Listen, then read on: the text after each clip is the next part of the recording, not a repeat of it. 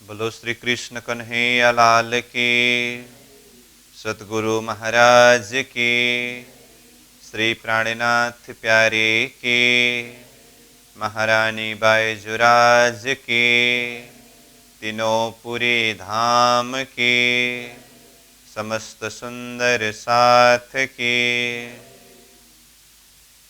आनंद कंदम प्रभुदेव चंद्रम ब्रजेश रूपेण पुरापि जातं प्रवेश्य प्राप्तं प्रिय प्राणनाथं परेश पूर्णं सततं नमामि। ब्रह्म प्रिया जागरणाय जातः सर्वस्वपाता भवसिन्धुत्राता विज्ञानदाता निजधर्मधाता दिनैकबन्धो शरणं प्रपद्ये दिनैकबन्धो शरणं प्रपद्ये। बोलो श्री प्राणनाथ प्यारे की प्रणाम। उपस्थित संपूर्ण सुंदर साह जी, साधक एवं साधिकाएं, विराट प्रशिक्षण शिविर सत्र का आज हम 70वां दिवस के इस पावन बैठक में उपस्थित हुए हैं। सर्वप्रथम आप सभी को सप्रेम प्रणाम स्वागत करते हुए हम आज का विषय वस्तु के तरफ प्रस्थान कर रहे हैं। अब तक हमने ये विराट विज्ञान दर्पण किताब से अध्ययन करते करते 14 लोक ब्रह्मांड गर्भोदक समुद्र से लेकर के एक एक लोक का वर्णन करते हुए, चिंतन करते हुए सतलोक का वर्णन तक का प्रसंग को पूरा किया। यानी कि यहाँ किताब में पेज नंबर 57 तक हमने अध्ययन किया। अब आज पेज नंबर 58 से आगे बढ़ना है। तब यहाँ प्रसंग में आ रहा है द्वितीय तरंग करके और नरक लोक का वर्णन करके आया है।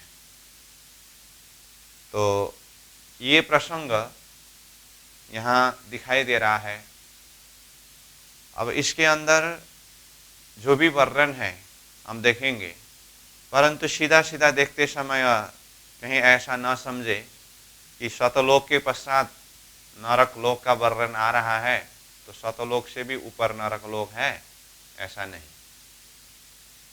तो 14 लोक ब्रह्मांड का प्रसंग में प्रत्येक एक एक लोक की विशेषता के ऊपर वर्णन करते गए, चर्चा करते गए। तो 14 लोक ब्रह्मांड के अंदर ही जो नरक लोक है वो नरक लोक का प्रसंग छूट गया।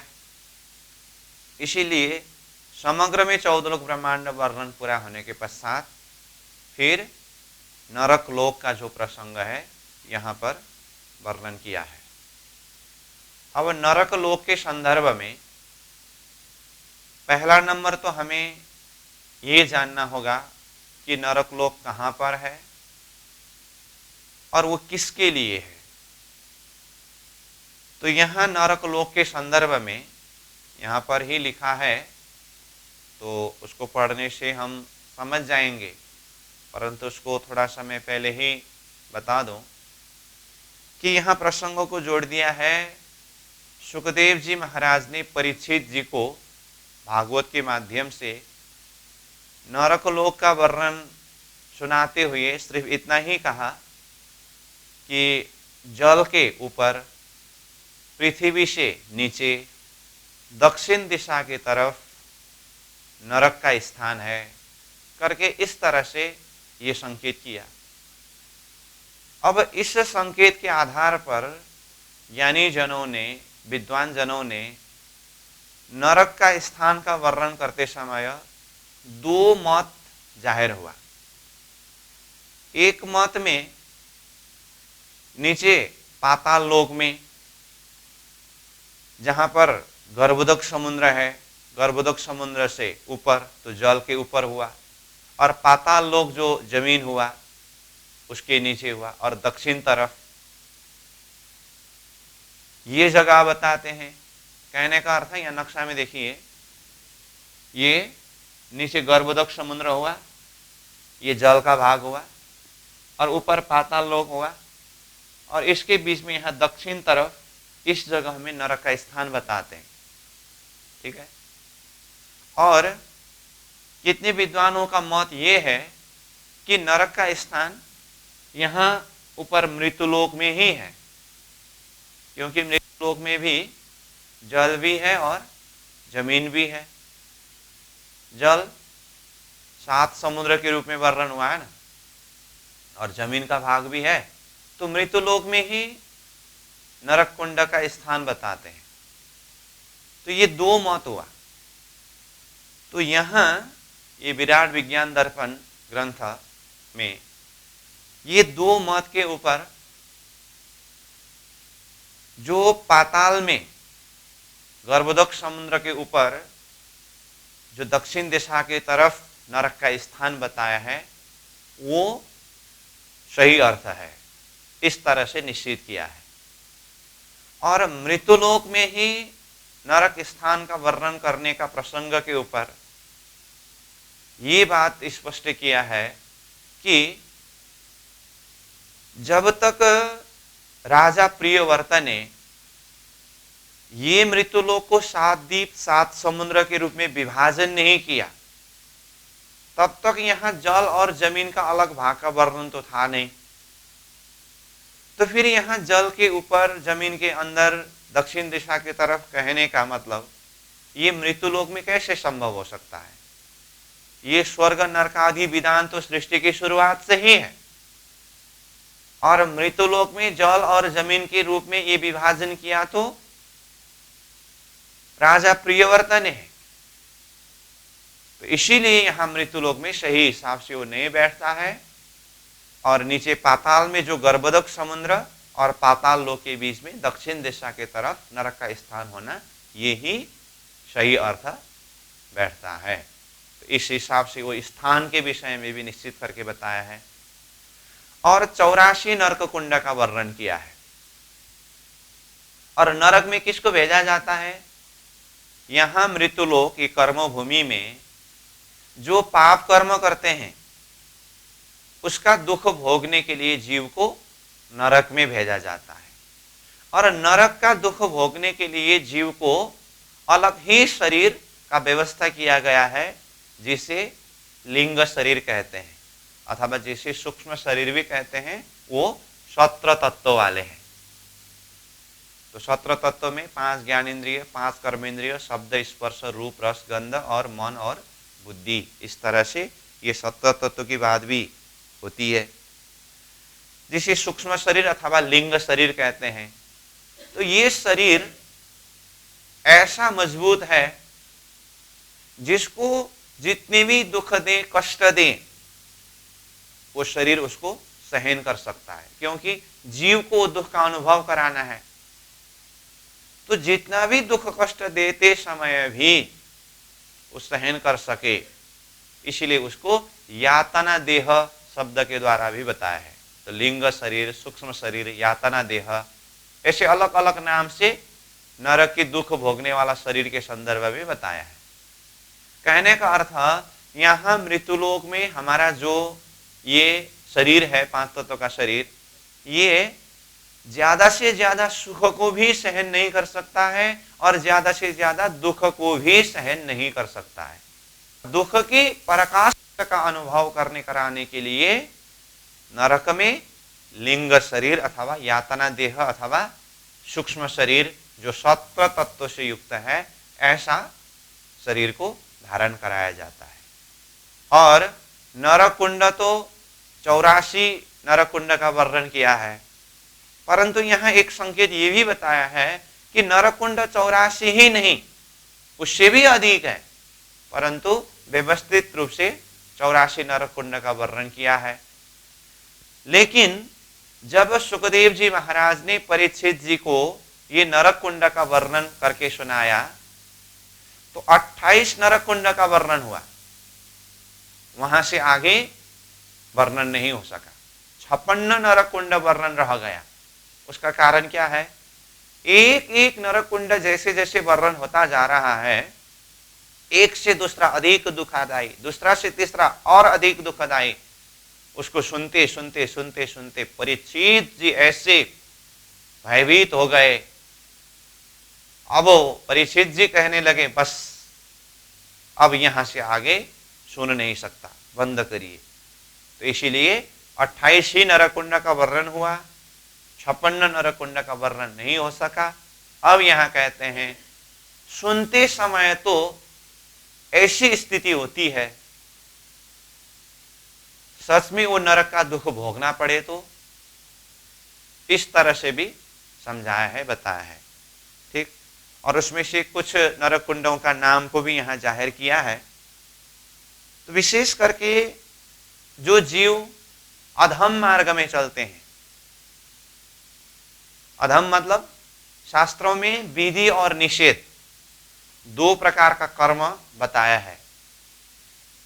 जो शास्त्र ने निषेध किया हुआ कर्म, उस मार्ग में चलते हैं, पाप कर्म करते हैं, तो ऐसे जीव को ये नरक स्थान में ले जा करके सत्र तत्व से युक्त तो लिंग शरीर यातना देह को धारण करा करके वहां पर दुख को अनुभव कराते हैं।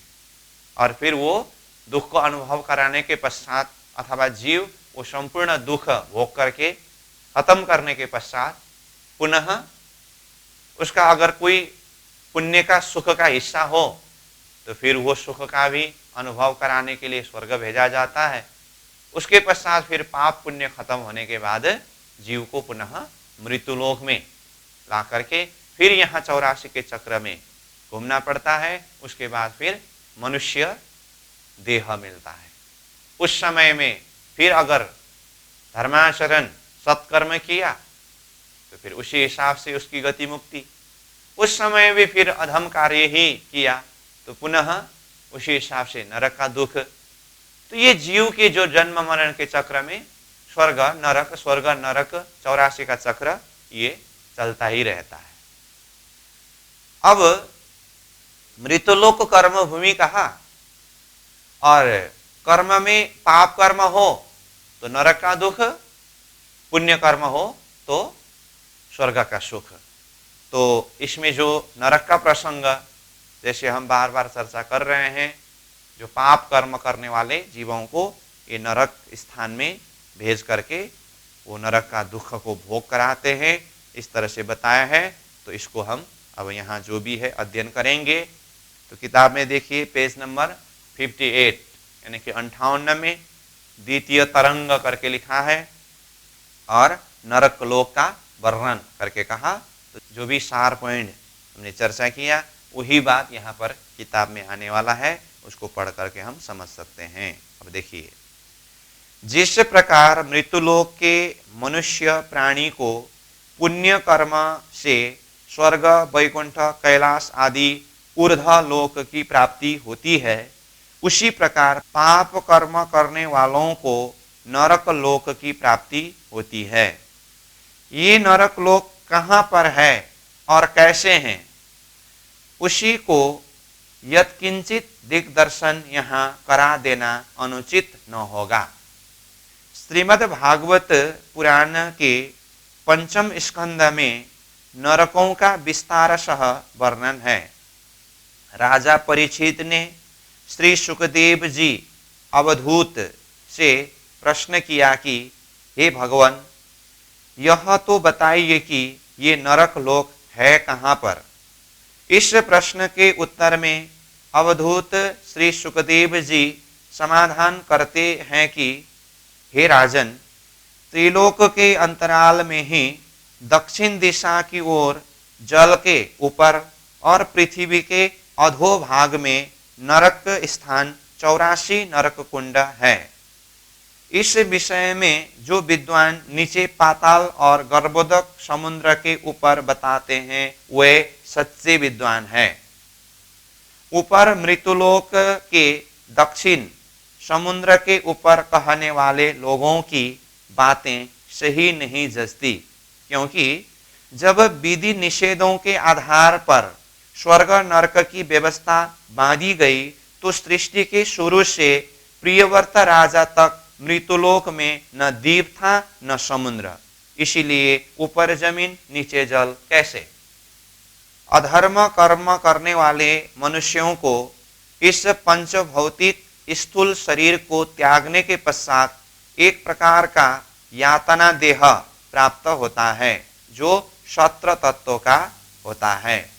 तो सत्र तत्व के लिए नीचे बताया है, सत्र तत्व 5 ज्ञानेन्द्रियां, 5 कर्मेंद्रियां, 5 विषय शब्द स्पर्श रूप रस गंध तथा मन और बुद्धि, इन सत्र तत्वों के सूक्ष्म शरीर के अंदर प्रवेश होकर जीव दुख को भोगता है। सुख भोगने के लिए भी सूक्ष्म शरीर लोक के अनुसार ही मिलता है।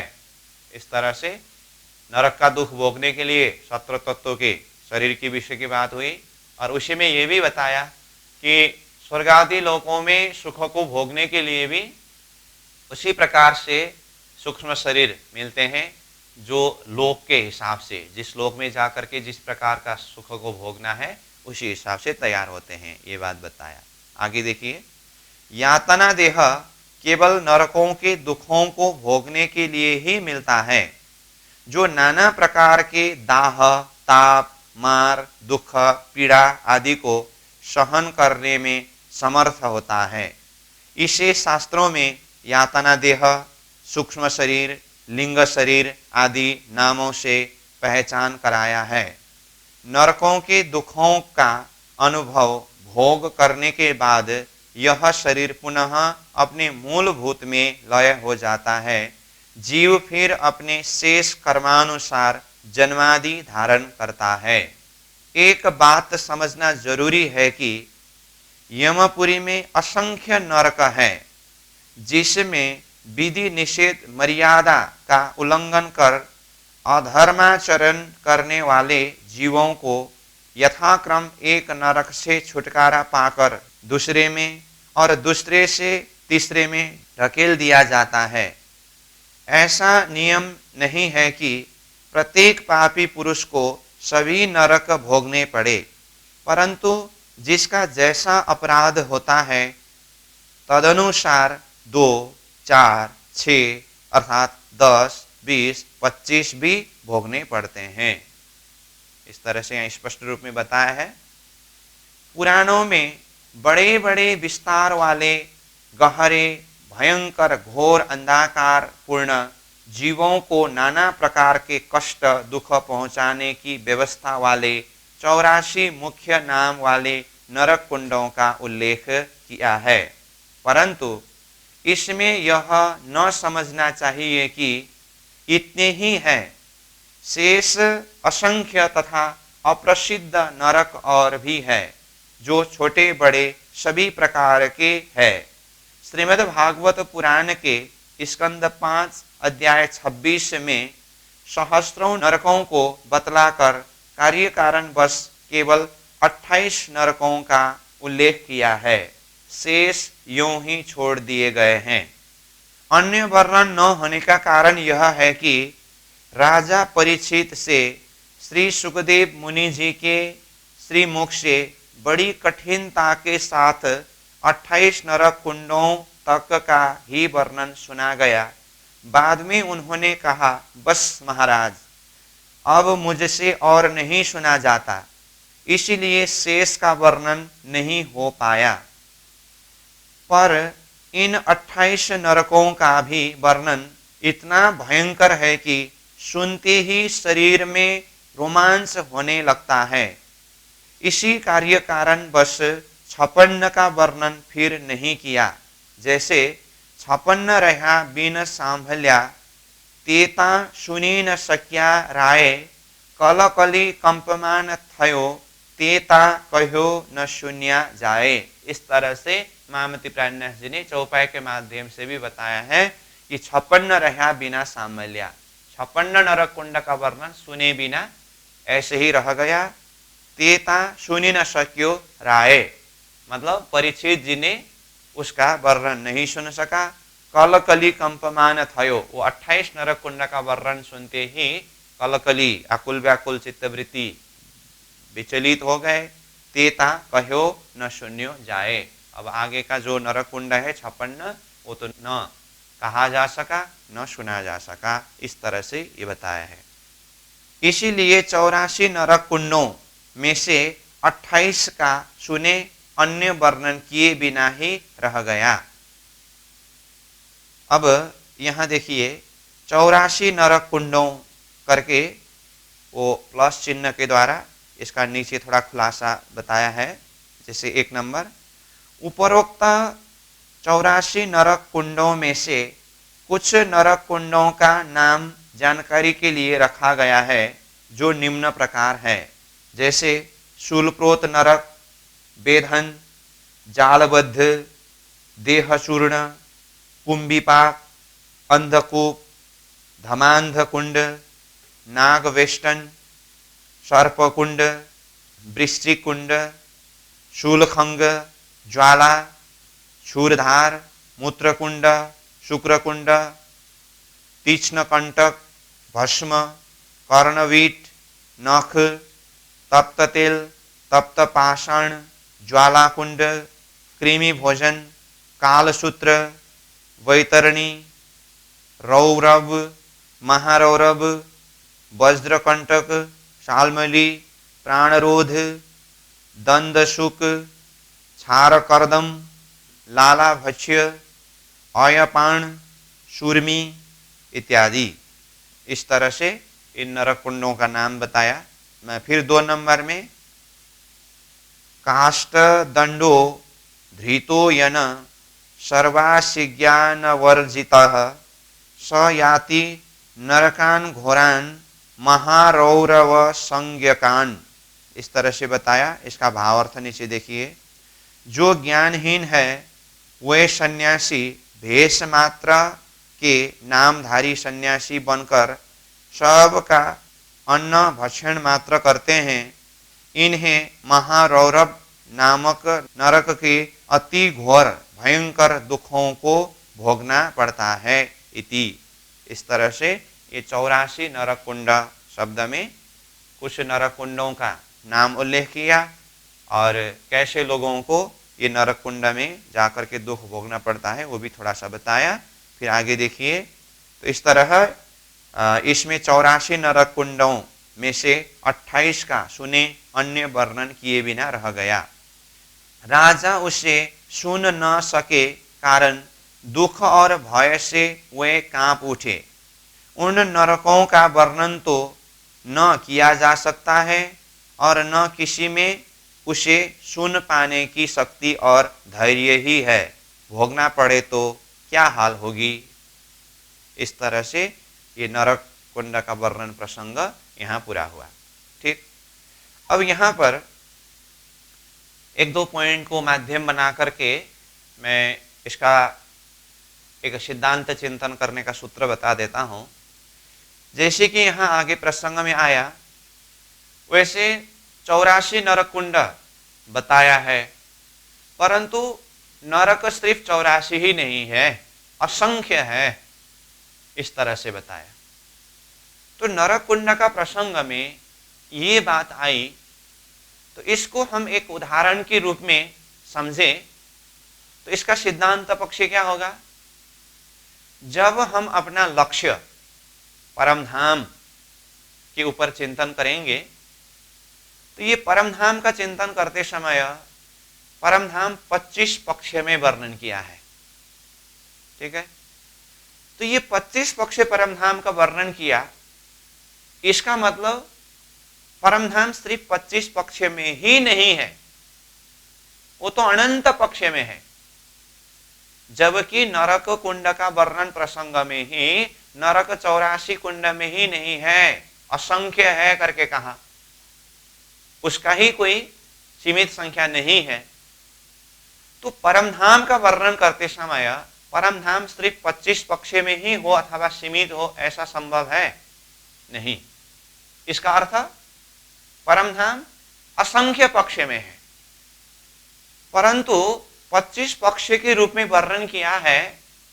उसका कारण यहां संसार से हमारे चित्त वृत्ति को परमधाम की तरफ केंद्रित करने के लिए एक चिंतन का विषय देते समय वो बेशुमार परमधाम को शुमार में ला करके वर्णन करते समय 25 पक्ष करके एक नमूना वर्णन किया है। समझ में आई बात? और दूसरी बात यहां पर बताया 84 नरक कुंड में से 28 नरक कुंड का ही वर्णन हुआ, 56 नरक कुंड का वर्णन सुन नहीं सका। तो उसके लिए कहा न कहा जा सकता है न सुना जा सकता है। क्यों? एक से दूसरा नरक कुंड का वर्णन इतना भयभीत है,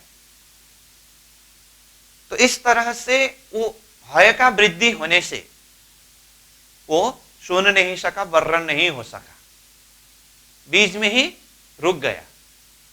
तो ये तो हुआ नरक के दुख की बात।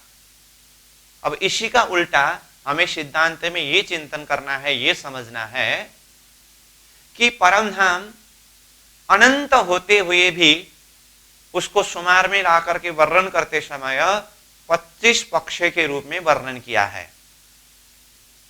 ठीक है, तो 25 पक्ष परमधाम का वर्णन तो प्रणन्यास जी ने वाणी में समग्र में करके रखा है, परंतु परमधाम की अंकुरी आत्मा जो होते हैं ना, एक पक्ष का वर्णन श्रवण करते हैं, उसमें ही उनको इतना अधिक से अधिक आनंद मिल जाता है, दूसरे पक्ष के वर्णन सुनते समय उससे और अधिक आनंद और अधिक सुख। इस तरह से चलते चलते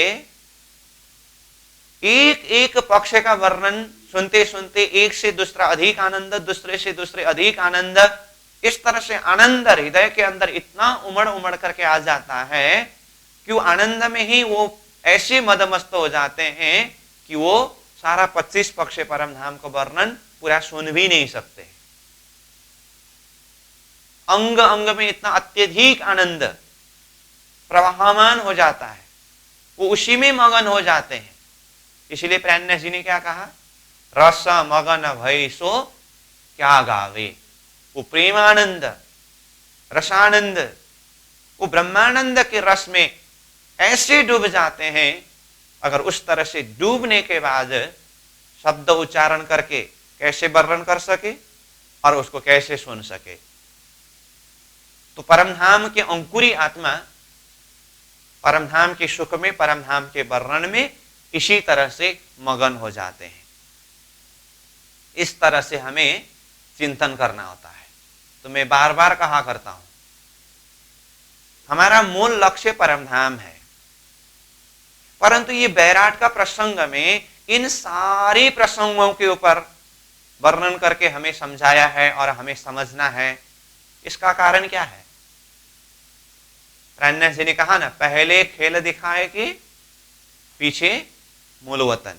ये पहले खेल के गतिविधि को समझा करके फिर अपना मूल लक्ष्य जो परमधाम है उसको पकड़ना है।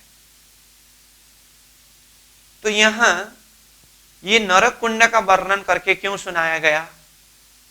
क्योंकि ये नरक के भय को दिखा करके जीव की चित्त वृत्ति को वहां से ऊपर उठाने के लिए। ऐसा नहीं कि ये नरक कुंड का वर्णन करने का अर्थ जीव को वहां जानने के लिए प्रेरित कराएं, ऐसा नहीं। नरक के भय को दिखा करके, वहां के दुख को समझा करके जीव को वहां से ऊपर उठा सके अथवा चित्तवृत्ति को वहां से हटा सके, ये लक्ष्य है। तो ठीक इसी तरह से परमधाम के सुख का वर्णन वाणी के माध्यम से ये खेल के बीच में करने का अभिप्राय क्या है? वो आनंद का वर्णन करके, वो सुख का वर्णन करा करके आत्माओं के हृदय के अंदर वो आनंद, वो प्रेम ऐसे उमड़ करके आ जाए ताकि आत्मा को ऐसा महसूस हो, जैसे यहां कहा ना नरक के वर्णन के प्रसंग में, सुनने से तो इतना भयभीत होता है, भोगना पड़े तो नरक के लिए यह शब्द प्रयोग किया। नरक का दुख सुनने से ही इतना भयभीत होता है, तो वो भोगना पड़े तो।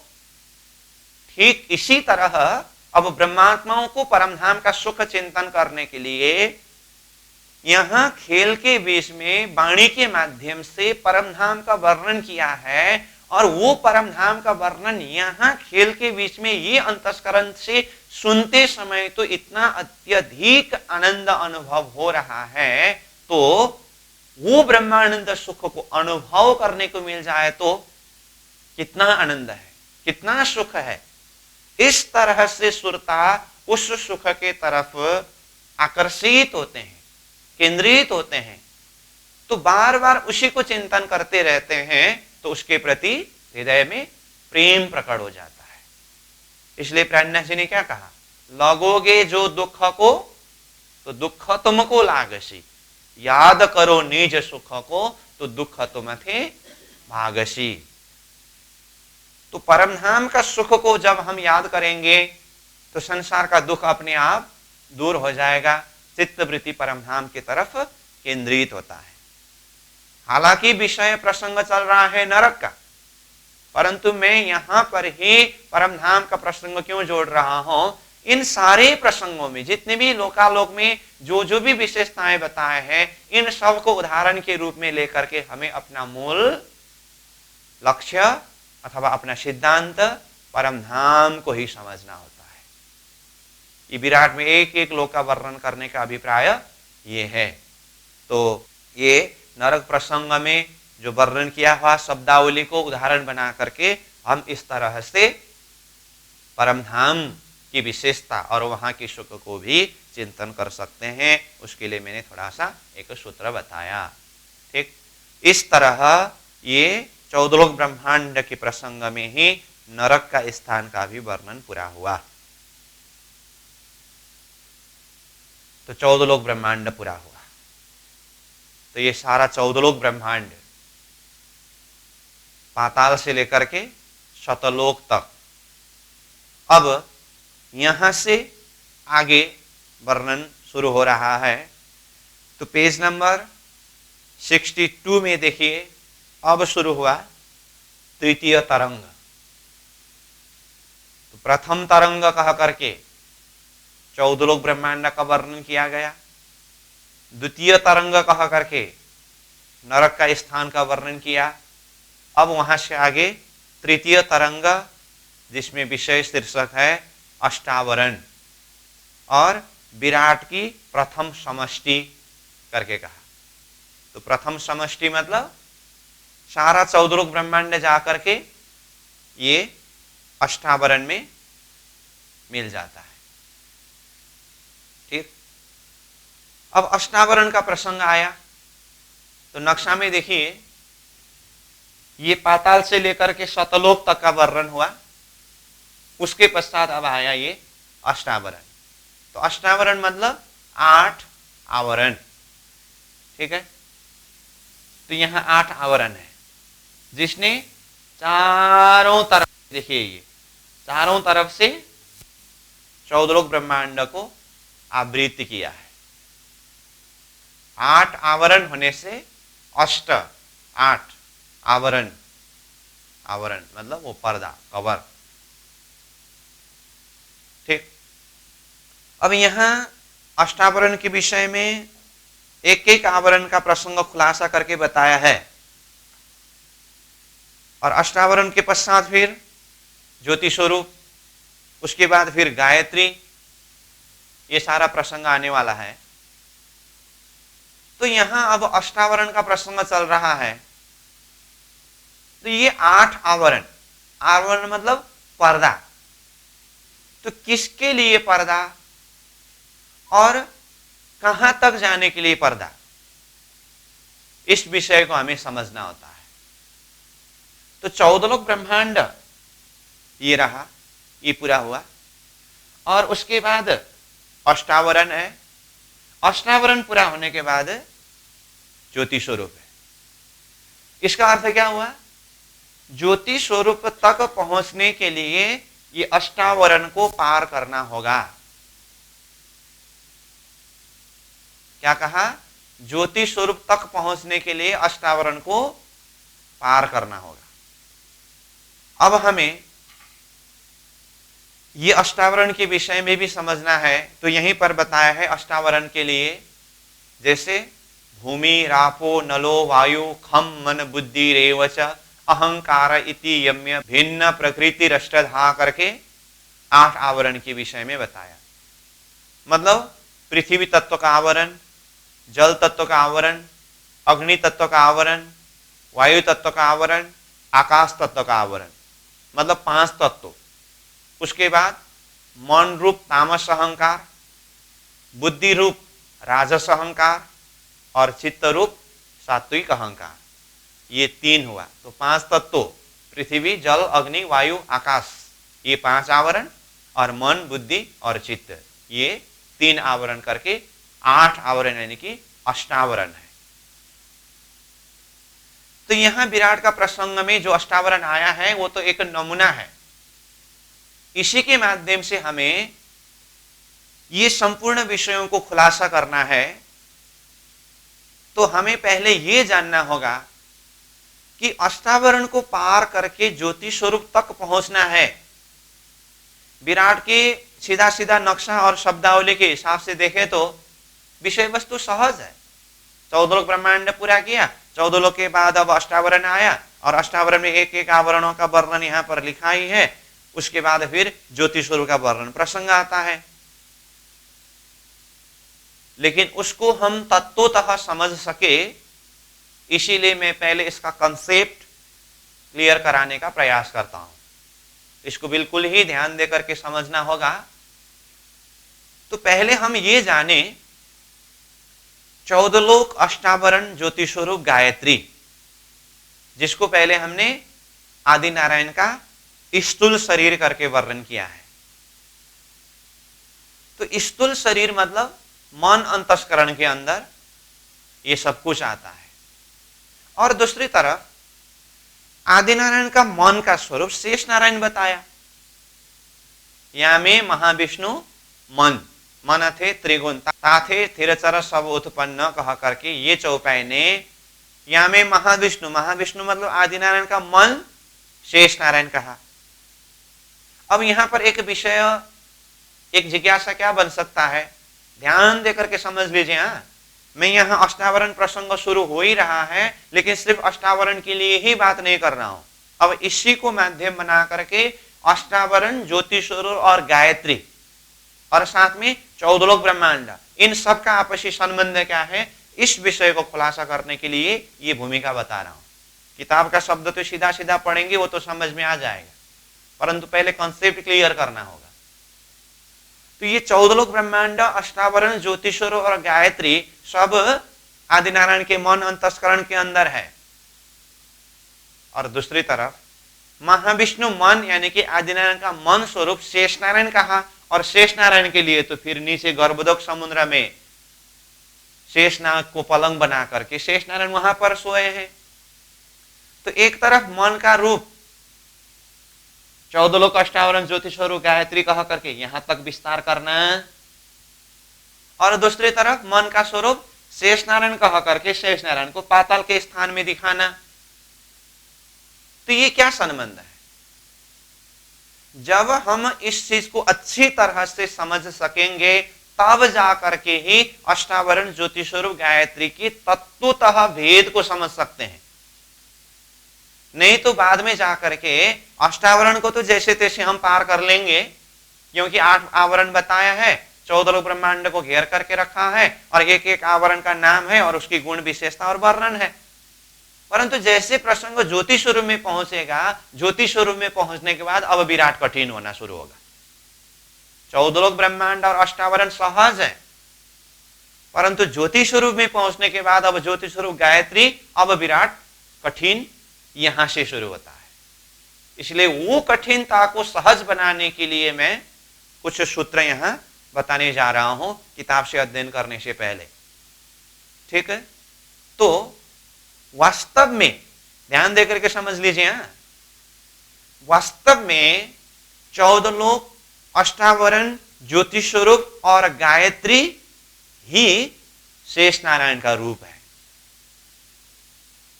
शेष नारायण को यहां नक्शा में दिखाते समय और निश्चित जगह हमें एक स्थान में वर्णन करते समय पाताल में गर्भोदक समुद्र के ऊपर कछुआ के पीठ के ऊपर जो शेष नाग है उसके ऊपर शेष नारायण शयन कर रहे हैं करके वहां तो एक निश्चित जगह में दिखाया है, परंतु शेष नारायण ये पाताल के गर्भोदक समुद्र के ऊपर ही सीमित नहीं है। 14 लोक, अष्टावरण, ज्योति स्वरूप और गायत्री का समष्टि रूप ही शेष नारायण है। ठीक है। अब ये 14 लोक ब्रह्मांड शेष नारायण का कौन सा अंग है? अष्टावरण में जो भी तत्व आया है, यानी कि 5 तत्व आया, मन बुद्धि चित्त आया है, ये शेष नारायण के कौन से पार्ट्स है अथवा कौन से हिस्सा है? ज्योति स्वरूप शेष नारायण का क्या है? गायत्री शेष नारायण का क्या है? इस चीज को हमें पहले तत्वतः समझना होगा। मैं फिर भी बोल रहा हूं, शेष नारायण को नीचे पाताल के गर्भोदक समुद्र में ही सीमित न रखे, वहां पर तो एक निश्चित जगह एक स्थान बना करके समझाया है, परंतु 14 लोक, अष्टावरण, ज्योति स्वरूप गायत्री ही शेष नारायण का रूप है। क्यों? आदि नारायण का मन का स्वरूप है शेष नारायण, और आदि नारायण के मन के अंदर आता है 14 लोक, अष्टावरण, ज्योति स्वरूप गायत्री। आदि नारायण का मन स्वरूप मतलब अहंकार पुरुष, तो शेष नारायण का एक नाम अहंकार पुरुष भी है ना। तो हमने नाम में नारायण, इच्छा शक्ति, मोहतत्व, अहंकार करके ये 4 शरीर का विस्तार करते समय अहंकार नाम के अंदर क्या क्या वर्णन किया है? पहले ही 14 लोक, अष्टावरण, ज्योति स्वरूप गायत्री, ये अहंकार के अंदर है, अथवा शरीर के भाषा से कहे तो स्थूल शरीर के अंदर है, अथवा अंतस्करण के भाषा से कहे तो मन के अंदर है, और अवस्था में क्या है? जागृत में है ये। तो आदिनारायण का मन स्वरूप शेष नारायण, और मन के अंदर 14 लोक, अष्टावरण, ज्योति स्वरूप गायत्री है। इसका अर्थ मैं बार बार एक ही बात को रिपीट कर करके बोल रहा हूं, जब तक इस चीज को सही हिसाब से समझ नहीं सकते हैं, मैं बार बार बोल रहा हूं, विराट यहीं पर कठिन होता है। हम क्या समझते हैं? प्राय किताब की लाइन बाय लाइन पढ़ करके जाते हैं और ऊपर नीचे का संबंध वो लाइन बाय लाइन पढ़ने से ही जुड़ता नहीं, उसके लिए पूरा पहले कॉन्सेप्ट क्लियर करना होता है। उसके बाद होता क्या है? नीचे पाताल लोक में गर्भोदक समुद्र का प्रसंग पढ़ते समय शेष नारायण को पढ़ा, शेष नारायण को वहीं पर छोड़ दिया, और ऊपर अष्टावरण, ज्योति स्वरूप गायत्री को पढ़ा, लेकिन शेष नारायण के साथ में संबंध जोड़ा नहीं, इसीलिए विराट कठिन होता है।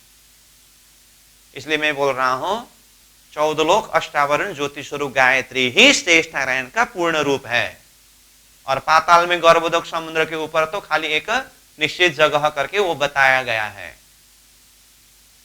अब यहां पर जो 5 तत्व आवरण में आया है, मतलब अष्टावरण में से 5 आवरण क्या क्या बोला? पृथ्वी, जल, अग्नि, वायु और आकाश। अब यहां पर प्रश्न आता है, ये 5 तत्व तो 14 लोक ब्रह्मांड के अंदर भी विस्तार है, तो 14 लोक ब्रह्मांड के अंदर जो 5 तत्व है, ये 5 तत्व कौन से 5 तत्व है? और यहां 14 लोक ब्रह्मांड के बाहर जो अष्टावरण में 5 तत्व जो आवरण के रूप में आया है, ये 5 आवरण का 5 तत्व कहां के 5 तत्व है, ये हमें समझना होगा। और दूसरी बात, मन, बुद्धि और चित्त आया है, यहां अष्टावरण प्रसंग में आएगा मन रूप तामस अहंकार, बुद्धि रूप राजस अहंकार और चित्त रूप सात्विक अहंकार करके। तो ये जो अंतस्करण में मन, बुद्धि, चित्त, ये 3 आवरण, तो यहां 14 लोक ब्रह्मांड के अंदर जीव के अंदर भी ये मन है, बुद्धि है, चित्त है। तो 14 लोक ब्रह्मांड में भी मन, बुद्धि, चित्त है, और अष्टावरण में फिर मन, बुद्धि, चित्त आया है। तो ये कौन सी मन, बुद्धि, चित्त है, ये भी हमें देखना होता है। और वास्तव में अष्टावरण को पार करते ही पहुंचने वाला ज्योति स्वरूप। तो जब 14 लोक ब्रह्मांड से ज्योति स्वरूप तक पहुंचने के लिए अष्टावरण को पार करना पड़ रहा है, यानी कि 8 आवरण है, तो ज्योति स्वरूप ऐसे कौन सी महान शक्ति है जहां तक पहुंचने के लिए 8 आवरणों को पार करना पड़ा। इसका मतलब ज्योति स्वरूप तो कोई महान शक्ति होना पड़ेगा ना, जहां तक पहुंचने के लिए 8 आवरणों को पार करना पड़ रहा है यहां पर। और वो ज्योति स्वरूप से भी ऊपर गायत्री है। मैं समग्र में आदिनारायण का स्थूल शरीर अंतर्गत की बात बता रहा हूं। अब उसके बाद मोहतत्व तो ईशा शक्ति नारायण, वो सूक्ष्म कारण महाकारण, वो अलग चैप्टर है, तब हम वर्णन करेंगे। परंतु ये मन, अंतस्करण, स्थूल शरीर, अहंकार नाम जागृत अवस्था के अंदर आने वाला 14 लोक अष्टावरण ज्योति स्वरूप गायत्री का संबंध मैं अष्टावरण प्रसंग में ही थोड़ा सा क्लियर करने का प्रयास कर रहा हूं। फिर भी मैं बोल रहा हूं, ज्योति स्वरूप ऐसे कौन सी महान शक्ति है जहां तक पहुंचने के लिए 8 आवरणों को पार करना पड़ रहा है। और वो कौन सी 5 तत्व है जो 14 लोक ब्रह्मांड के अंदर 5 तत्व होते हुए भी फिर अष्टावरण के प्रसंग में अलग सा 5 तत्व का वर्णन आ रहा है। वो कौन से अंतस्करण है? मन बुद्धि चित्त, जो 14 लोक ब्रह्मांड के अंदर प्रत्येक जीव में मन बुद्धि चित्त होते हुए भी फिर अष्टावरण में मन बुद्धि चित्त आ रहा है। इस चीज को हमें समझना होगा। तो अब इसको मैं सार रूप में बताता हूं। इतना कठिन सूत्र नहीं है, सूत्र सहज है, लेकिन उसका संबंध जोड़ना थोड़ा सा जरूरत होता है। जैसे मैंने कहा, शेष नारायण के लिए स्थान नीचे गर्भोदक समुद्र में बताया है, परंतु 14 लोक अष्टावरण ज्योति स्वरूप गायत्री ये सब शेष नारायण का ही रूप है करके कहा ना। अब आइए, शेष नारायण का कौन कौन से अंग, कौन कौन से शक्ति ये 14 लोक अष्टावरण ज्योति स्वरूप गायत्री में क्या क्या है, इसको मैं समग्र रूप में बताता हूं। 14 लोक ब्रह्मांड शेष नारायण का उदर रूप में समझ लीजिए। उदर मतलब पेट। ये शेष नारायण जो है ना, 14 लोक ब्रह्मांड को शेष नारायण का एक पेट के रूप में समझ लीजिए। तो देखिए, हमने पहले एक उदाहरण दिया था, जागृत की मां, सपना की मां, उनकी पेट में बच्चा, वो बच्चा के पेट में कीड़ा, वो कीड़ा के पेट के अंदर भी छोटा छोटा कीड़ा। ये मैंने उदाहरण इसीलिए यहां पर फिर से दोहरा रहा हूं। जैसे मैंने कहा, 14 लोक ब्रह्मांड को शेष नारायण का कौन सा अंग मानना है? पेट।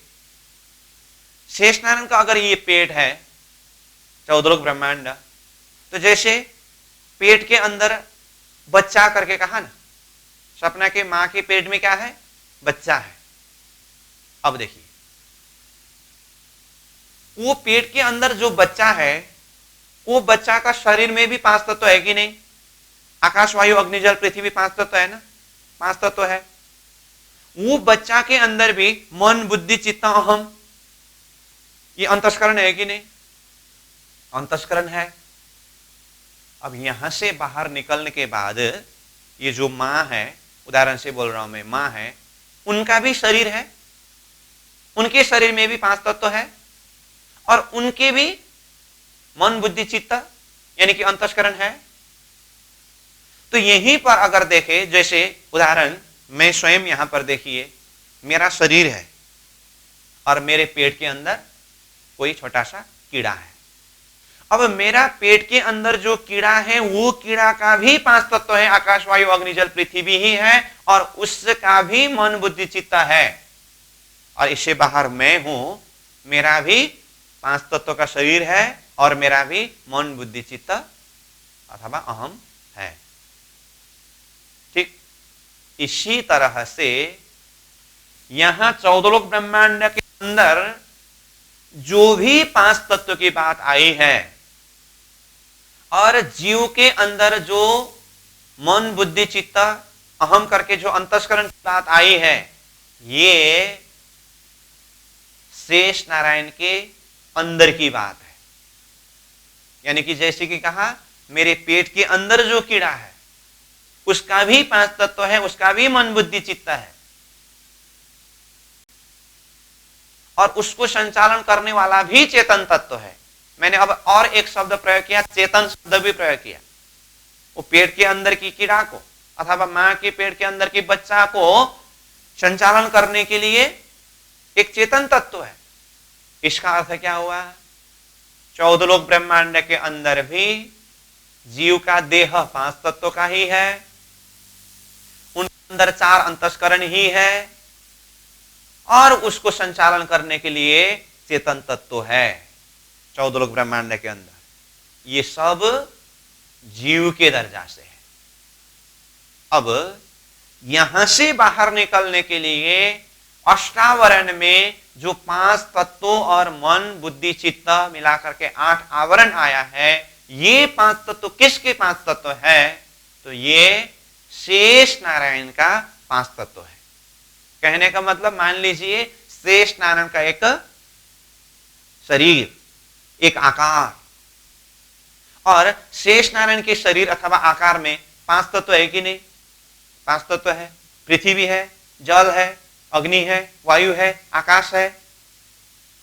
ये 5 तत्व के द्वारा शेष नारायण का एक शरीर खड़ा है। बस वही 5 तत्व है यहां अष्टावरण में बताया हुआ 5 आवरण। ठीक। अब ये 5 तत्व के शरीर से अंदर जाए तो अंतस्करण है। अंतस्करण में क्या है? मन, बुद्धि, चित्त, अहम, 4 अंतस्करण है। उसमें से यहां अष्टावरण में 5 तत्वों का आवरण के पश्चात मन रूप तामस अहंकार, बुद्धि रूप राजस अहंकार, चित्त रूप सात्विक अहंकार करके 3 आवरण को लिया है। तो ये मन बुद्धि चित्त जो आया है ना, ये शेष नारायण के अंदर की मन बुद्धि चित्त है। ठीक है। तो समग्र में आदि नारायण के मन बुद्धि चित्त के हिसाब से देखेंगे तो इधर देखिए, समग्र में आदि नारायण के मन बुद्धि चित्त के हिसाब से देखेंगे तो आदि नारायण का मन के अंदर 14 लोक अष्टावरण ज्योति स्वरूप गायत्री आया, और आदि नारायण की बुद्धि में महतत्व आया, आदि नारायण के चित्त में इच्छा शक्ति आई। ये आदि नारायण ऊपर, और 14 लोक ब्रह्मांड के अंदर देखे तो जीव का भी 5 तत्व है, और जीव का भी मन बुद्धि चित्त है, सब कुछ है, और वो जीव यानी कि चेतन तत्व है वो 14 लोक ब्रह्मांड के अंदर ही है। और ये बीच में जो आया हुआ 5 तत्व और वो अंतस्करण है ना, ये किसका कहा? शेष नारायण। तो आकाश, वायु, अग्नि, जल, पृथ्वी, ये 5 तत्व जो अष्टावरण में आया है, ये शेष नारायण का 5 तत्व का वजूद देह है। और शेष नारायण के अंदर जो मन है, ये 6ठी आवरण मन रूप तामस अहंकार, बुद्धि है 7वीं आवरण बुद्धि रूप राजस अहंकार, चित्त है 8वीं आवरण चित्त रूप सात्विक अहंकार।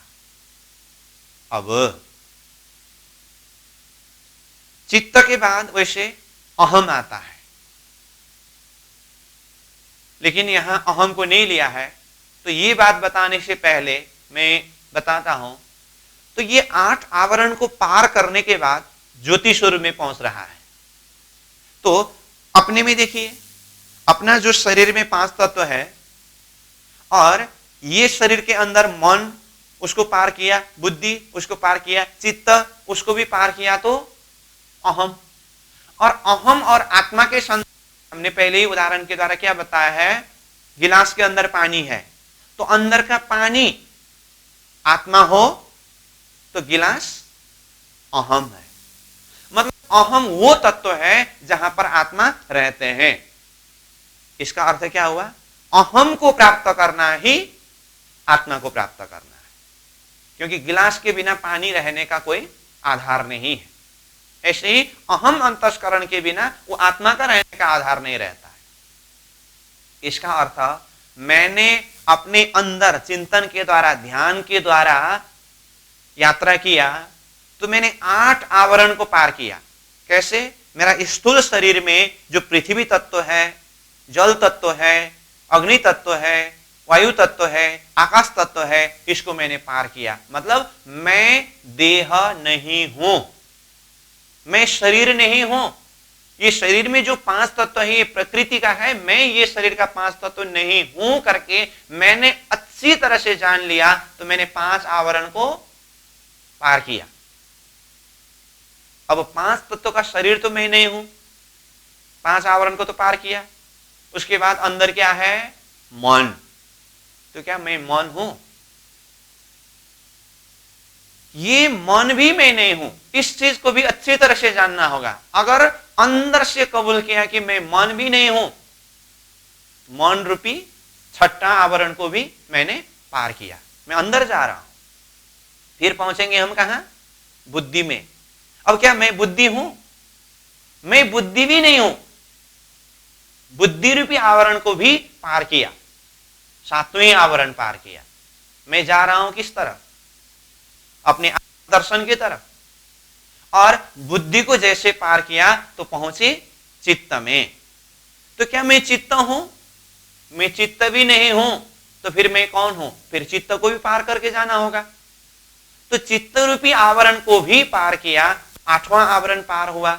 जैसे ही चित्त रूपी 8वां आवरण पार हुआ तो पहुंचे कहां? अहम। तो जैसे ही अहम को प्राप्त किया, तो अहम को प्राप्त करना ही किसको प्राप्त किया? आत्मा को प्राप्त किया, तो आत्मा दर्शन हुई। वैसे आत्मा तक पहुंचने के लिए ये 4 स्टेप को ही पार करना होगा। मतलब मन, बुद्धि, चित्त, अहम को भी पार करना होगा। तो साधारण हिसाब से देखते समय तो ऐसा भी लग सकता है, तो आत्मा को तो अहम ने भी तो कवर किया है, तो फिर 9 आवरण होना चाहिए इस हिसाब से। तो ऐसा भी लग सकता है, परंतु अहम को आवरण के रूप में नहीं लिया जाता है। क्यों? अहम को भी अगर आप आवरण के रूप में लेंगे तो फिर इसको भी हटा देंगे, तो गिलास को हटाने के बाद पानी कहां रहेगा? ऐसे ही वो आत्मा को रहने का एक स्थान चाहिए, वो स्थान है अहम। इसलिए मन, बुद्धि, चित्त को आवरण के रूप में लिया, अहम को आवरण के रूप में नहीं लिया है। तो जैसे ही चित्त को पार करके अहम में पहुंचे और अहम में ही आत्मा का स्थान है, तो दर्शन क्या हुआ? आत्मा का दर्शन हुआ। कहने का अर्थ अपने आप में ही देखिए, ध्यान के माध्यम से आत्मा का दर्शन करने के लिए स्वयं को कितने आवरण पार करना पड़ा? 8 आवरण पार करना पड़ा। वो 8 आवरण क्या क्या है? अपने ही शरीर के जो 5 तत्व कि मैं देह नहीं हूं, इस भाव को अंदर से ही महसूस करना। मैं देह नहीं हूं बोलते ही देह का 5 तत्व, 5 आवरण को पार किया। फिर मैं मन नहीं हूं, मन से आगे बढ़े। मैं बुद्धि नहीं हूं, बुद्धि से आगे बढ़े। मैं चित्त नहीं हूं, चित्त से आगे बढ़े, तो पहुंचे कहां? चेतन आत्मा शक्ति में पहुंचे। तो आत्मा दर्शन के लिए बीच में 8 आवरण है। अपने आप में देखिए, तो इसका अर्थ 8 आवरण को पार करके जैसे अंदर गए तो मैंने अपने आत्मा को दर्शन किया। ठीक? सामान्य वाला में देखिए, सामान्य वाला में कोई महापुरुष, वो महापुरुष के अंदर शक्ति को, अंतर आत्मा को दर्शन करने के लिए वहां पर भी 8 आवरण को पार करना होता है। कोई महापुरुष हो परंतु उनको हम देह दृष्टि से देखें, शरीर को ही देखें, तो यही 5 आवरण हुआ ना। तो कोई महापुरुष के आत्मा शक्ति तक का अथवा अंतर चेतना का दर्शन करने के लिए उनको देह दृष्टि से देखना नहीं। जैसे हमने देह दृष्टि से ऊपर उठ करके देखा तो उनकी जो 5 तत्व, 5 आवरण को पार किया कि नहीं किया? फिर मन को पार किया, बुद्धि को पार किया, चित्त को पार किया, तो उनके अंतर आत्मा का दर्शन हुआ। हर जगह में यही 8 आवरण को पार करके चेतन दर्शन की बात है। तो अगर ये बात सही हिसाब से समझे हो तो मैंने पहले कहा था 14 लोक अष्टावरण ज्योति स्वरूप गायत्री का जो समग्र रूप ही शेष नारायण है करके। अष्टावरण में 5 तत्व आया है, ये किसका 5 तत्व कहा? शेष नारायण का 5 तत्व। अष्टावरण में मन, बुद्धि और चित्त आए हैं, ये किसका मन, बुद्धि, चित्त है? शेष नारायण के ही मन, बुद्धि, चित्त।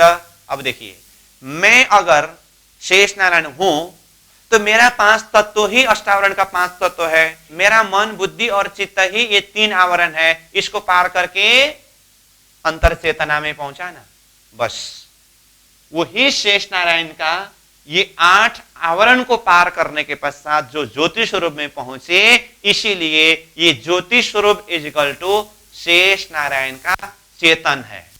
अथवा सीधा भाषा से कहूं तो शेष नारायण का आत्मा शक्ति है, ज्योति स्वरूप।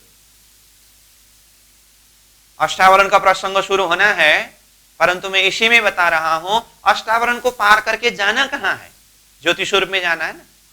तो ज्योति स्वरूप कौन है?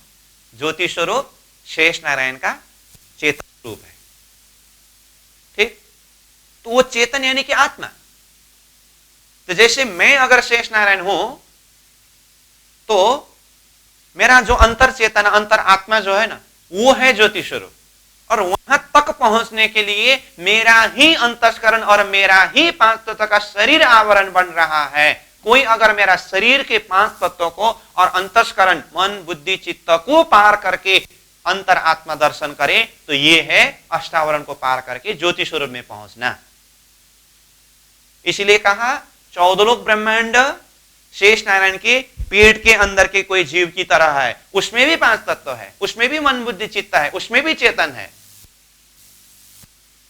ये जीव का चेतन है। और उससे बाहर निकल करके वही जीव को, अथवा त्रिदेव शक्ति भी है, उनको भी शेष नारायण का आत्मा शक्ति का दर्शन करने तक में पहुंचने के लिए बीच में 8 आवरणों को पार करना होगा। ठीक है। अब ज्योतिष स्वरूप से भी ऊपर गायत्री शक्ति है, वो भी मैं अभी ही बता देता हूं। तो गायत्री शक्ति को ज्ञान शक्ति गायत्री बताया है, जो ज्योतिष स्वरूप के भी निर्मल चेतन अवस्था में बताया है। गायत्री शक्ति का स्थान कहां है? ज्योतिष स्वरूप का भी निर्मल चेतन स्थान में गायत्री शक्ति का वर्णन किया है। तो फिर ज्योतिष को ही जब शेष नारायण का चेतन यानी कि आत्मा करके माना, तो फिर वो आत्मा शक्ति चेतन शक्ति से भी परे वो ज्ञान शक्ति गायत्री शक्ति क्या है? तो इसके लिए देखें तो इसको भी मैं सहजता से बता देता हूं। जैसे हमने शुरू में आत्मा के गुणों के संदर्भ में बात किया, आत्मा में 9 प्रकार के गुण है। उसमें से दूसरा नंबर गुण क्या है? चिद, यानी कि सत के बाद चिद। तो चिद का परिभाषा क्या है? चिदिति ज्ञान स्वरूप, चिद ज्ञान स्वरूप है। अब यहां शब्द आया ज्ञान स्वरूप। अब साधारण दृष्टिकोण से देखने पर तो ज्ञान कहने से तो ये बुद्धि का विषय है। ज्ञान कहां रहता है? बुद्धि में। परंतु और एक ज्ञान का स्थान वो है जो बुद्धि के दर्जा से बहुत अंदर है। वो कहां है? आत्मा तत्व है। तो आत्मा के अंदर जो चिद गुण है, वो चिद गुण का परिभाषा अथवा अर्थ ज्ञान स्वरूप है। चिदिति ज्ञान स्वरूप, जो आत्मा दर्जा से भी गहराई से है। ठीक इसी तरह से ज्योति स्वरूप शेष नारायण का चेतन शक्ति अथवा आत्मा शक्ति है। तो उसके भी यहां नक्शा में ऊपर दिखाया, लेकिन अपने अंदर चिंतन में उससे भी अंदर, उससे भी और गहराई, उससे भी और बारीकी चिदिति ज्ञान स्वरूप करके वो आत्मा के अंदर भी जो ज्ञान का एक स्थान बताया है, ऐसे ही ज्योति स्वरूप के निर्मल चेतन स्थान में ज्ञान शक्ति गायत्री, मतलब ये ज्ञान शक्ति है, ज्ञान का स्वरूप है। तो इसका अर्थ समग्र में क्या हुआ? मैंने कहा शेष नारायण को सिर्फ गर्भोदक समुद्र के ऊपर ही वहां पर शयन करा करके मत रखिए, विराट समझना कठिन होगा। तो इसको क्या करना है? 14 लोक अष्टावरण ज्योति स्वरूप गायत्री का समष्टि रूप ही शेष नारायण है। तो अब सार रूप में हम अगर समझें तो अष्टावरण में आया हुआ 5 तत्व शेष नारायण का 5 तत्व का वजूद है। अष्टावरण में आया हुआ मन, बुद्धि और चित्त शेष नारायण का अंतस्करण है। और उसके अंदर जो आत्मा शक्ति ये ज्योति स्वरूप है, मतलब शेष नारायण का चेतन रूप ज्योति स्वरूप है, और ज्योति स्वरूप से भी ऊपर जो ज्ञान शक्ति गायत्री है वो चेतन आत्मा के भी अंदर चिदिति ज्ञान स्वरूप है। और 14 लोक ब्रह्मांड क्या है? शेष नारायण के पेट के अंदर की बात है। समझ में आई बात? तो मैं अगर शेष नारायण हूं तो मेरा ये 5 तत्वों का बॉडी जो है, शरीर में जो 5 तत्व है, ये अष्टावरण का 5 तत्व है। और मेरा जो मन बुद्धि चित्त जो है, ये 5 तत्वों का आवरण के बाद मन बुद्धि चित्त के आवरण है। और उसको पार किया, जैसे अहम में पहुंचे, अहम में आत्मा है, मतलब ये जो ज्योति स्वरूप है मेरी अंतर चेतना, वो आत्मा शक्ति है। और वो आत्मा तक पहुंचने के लिए 8 आवरण को पार करने की बात ही अष्टावरण है। और वो अष्टावरण पार करके जैसे ज्योति स्वरूप में पहुंचे, वहां से भी परे गायत्री शक्ति है। वो गायत्री शक्ति चिदिति ज्ञान स्वरूप, आत्मा के अंदर की वो चेतना का ज्ञान है। मेरी बुद्धि में भी ज्ञान है और मेरी अंतर चेतना में भी ज्ञान है। तो ये अष्टावरण में बुद्धि तत्व का आवरण आए कि नहीं? ये है मेरी बुद्धि, यहां पर भी ज्ञान है। और ज्योति स्वरूप से भी परे जो गायत्री है, वहां पर भी चेतन शक्ति चिदिति ज्ञान स्वरूप शक्ति, वो अंतर आत्मा चेतना की ज्ञान है। इस दृष्टि से देखे तो 14 लोक ब्रह्मांड क्या हुआ? मेरे के अंदर बहुत सारे कीड़े हैं, उनका भी 5 तत्व है, उनका भी मन बुद्धि चित्त है, और उनका भी शरीर को संचालन करने वाले चेतन तत्व है। और वो चेतन को मेरे आत्मा तत्व रूपी चेतन जानने के लिए इन आवरणों को पार करना, क्या ये साधारण सी बात है? ये है अष्टावरण। ठीक, तो इतना समझ लीजिए। अभी का हमारा समय पूरा हुआ। तो आज विशेष करके हमने वैसे 14 लोक ब्रह्मांड के अंदर का प्रसंग में नरक का स्थान का वर्णन प्रसंग को अध्ययन किया, और अब आगे तुरंत अष्टावरण का प्रसंग आ रहा है। तो अष्टावरण में एक एक आवरण करके सीधा सीधा तो आएंगे, लेकिन उसके लिए पहले पूरा कॉन्सेप्ट को क्लियर करना होगा। तो उसके लिए मैंने कहा कि शेष नारायण को ही हमें विस्तार करके 14 लोक अष्टावरण ज्योति स्वरूप गायत्री में कौन कौन से हिस्सा शेष नारायण का क्या क्या है, इसको देख करके ज्योति स्वरूप तक पहुंचने के लिए अष्टावरण को पार करने का अर्थ किस अर्थ में है, ये कहा। और इसको ये मास्टर कॉन्सेप्ट है ये, और इसी के आधार पर फिर आगे हम अष्टावरण का और बारीकी प्रसंग, फिर ज्योति स्वरूप गायत्री, ये सब प्रसंग इसी के आधार पर ही हम व्याख्या करेंगे। इसका मतलब 14 लोक अष्टावरण ज्योति स्वरूप गायत्री ही शेष नारायण है, ये समझना है। ठीक, बाकी अष्टावरण का प्रसंग, कुछ व्याख्या और किताब से पढ़ना, ये सब हम आगे करेंगे। आज के लिए हम यहीं पर विश्राम देंगे। पूर्णमदः पूर्णमिदं पूर्णात् पूर्णमुदच्यते पूर्णस्य पूर्णमादाय पूर्णमेवावशिष्यते। प्रणाम।